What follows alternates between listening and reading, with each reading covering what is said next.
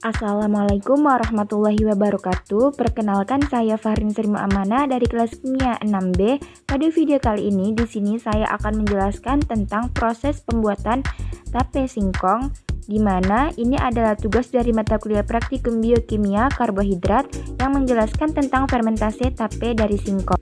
Karbohidrat utama yang terdapat dalam makanan adalah amilum atau pati. Nah, adapun suatu cadangan karbohidrat yang disimpan di dalam hati dan di otot dalam bentuk glikogen. Nah, ada suatu aneka bahan pangan yang mengandung karbohidrat yang dapat diolah disebut yaitu tape. Di mana tape ini adalah makanan hasil proses fermentasi bahan pangan dengan kandungan pati yang cukup tinggi seperti pada singkong maupun ketan. Nah, pada praktikum kali ini dalam fermentasi tape di sini kami menggunakan yaitu singkong, di mana kandungan nutrisi singkong itu cukup baik, yang mengandung gizi yang cukup lengkap berupa kalori, protein, lemak, kemudian hidrat arang, kalsium, fosfor, dan zat besi, serta vitamin B, C, serta amilum. Nah, pemanfaatan singkong menjadi tape ini tergolong banyak. Akan tetapi, dikarenakan kurangnya pengetahuan masyarakat Indonesia dalam mengelola tape sehingga menghasilkan tape yang kurang bagus. Nah, pada video kali ini di sini saya akan menampilkan langkah-langkah dalam proses pembuatan fermentasi tape singkong. Sebelumnya, kita ketahui dulu bahan dan alat untuk membuat fermentasi tape singkong. Yang pertama, bahan yang kita butuhkan itu singkong, kemudian daun pisang, ragi tape, air, dan kemudian alat yang kita butuhkan yaitu ada sebuah 3 wadah untuk tempat tape nanti, kemudian kain lap, sampah, kompor, panci, sendok, kemudian pisau, saringan, di mana saringan ini untuk menyaring ragi yang akan ditaburkan pada tape tersebut. Langkah-langkah yang kita lakukan, kita bersihkan singkong, kemudian kita kupas hingga sampai kulit arinya kesat. Jangan lupa kita cuci singkong tersebut sampai bersih ya. Setelah singkong dicuci, lalu kita potong sesuai keinginan.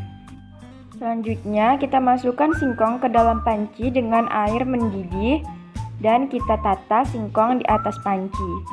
Lalu kita kukus lagi singkong ke dalam panci, di mana kita kukus hingga singkong 3/4 matang. Ketika daging singkong itu sudah bisa kita tusuk dengan garpu. Setelah matang, angkat singkong yang telah 3/4 masak, lalu kita taruh ke tampah, kemudian kita dinginkan dan kita masukkan ke dalam wadah.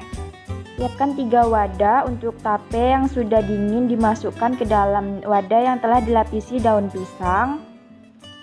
Kemudian kita taburi dengan ragi yang telah dihaluskan menggunakan saringan 0,8 gram atau 100 gram per sampel. Nah, setelah ditutup dengan daun pisang, kemudian singkong ini harus benar-benar tertutup agar mendapatkan hasil yang maksimal. Nah, setelah itu singkong ditutupi dengan daun pisang selama 2-3 hari hingga terasa lunak dan manis. Nah, saat itulah singkong telah menjadi tape. Ini adalah penampakan tape pada hari ke-1 yang dibuka, di mana warna tape putih kekuningan dan mengeluarkan bau harum. Kemudian terdapat jamur dari fermentasi ragi yang diberikan pada tape, di mana bentuk dari tape ini pada hari ke-1 belum terlalu lunak dan ragi yang diberikan juga masih terlihat sedikit. Selanjutnya pada tape yang dibuka pada hari kedua, bentuk tape mulai melunak dan aromanya semakin kuat. Nah, selanjutnya pada tape yang dibuka pada hari ketiga, di mana tape sudah lunak dan beraroma kuat. Teksturnya yang lembut dan terdapat air dari tape tersebut, dan juga rasa dari tape tersebut ada manis dan sedikit asam. Juga warna tape mulai menguning. Di kesimpulannya, fermentasi itu merupakan proses untuk mengubah substrat menjadi produk tertentu yang dikehendaki dengan menggunakan bantuan dari mikroba. Nah, pada langkah pembuatan tape tadi terdapat penambahan ragi. Ragi itu dibuat dari tepung beras yang dijadikan adonan ditambah ramuan-ramuan tertentu dan dicetak menyerupai kue-kue kecil atau lingkaran-lingkaran kecil dengan diameter 2-3 cm, di mana digunakan untuk membuat arak, tape, ketan, dan tape kedelai juga berem di Indonesia. Biasanya kegagalan dalam pembuatan tape itu dikarenakan dalam pembungkusan atau penutupan pada singkong yang telah ditaburi ragi tidak rapat. Hal ini menyebabkan enzim pada ragi Saccharomyces cerevisiae tidak pecah karena terdapat udara yang mengganggu proses pemecahan enzim tersebut. Inilah fungsi di mana wadah itu dilapisi oleh daun pisang dan ditutup dengan rapat. Nah, tadi sudah kita lihat perbedaan tape yang dibuka pada hari pertama, kedua, dan ketiga, di mana perubahan yang paling nampak itu terlihat pada perubahan ketiga. Pada tape yang dibuka pada hari ketiga itu terdapat tekstur yang lunak dan beraroma kuat, juga terdapat sedikit air, dan tape tersebut memiliki rasa manis dan sedikit asam, dan warna tape juga menguning, di mana itu menandakan singkong tersebut sudah menjadi tape. Nah, hal ini menyatakan bahwa perubahan biokimia yang penting pada proses fermentasi tape adalah hidrolisis pate menjadi glukosa dan maltosa.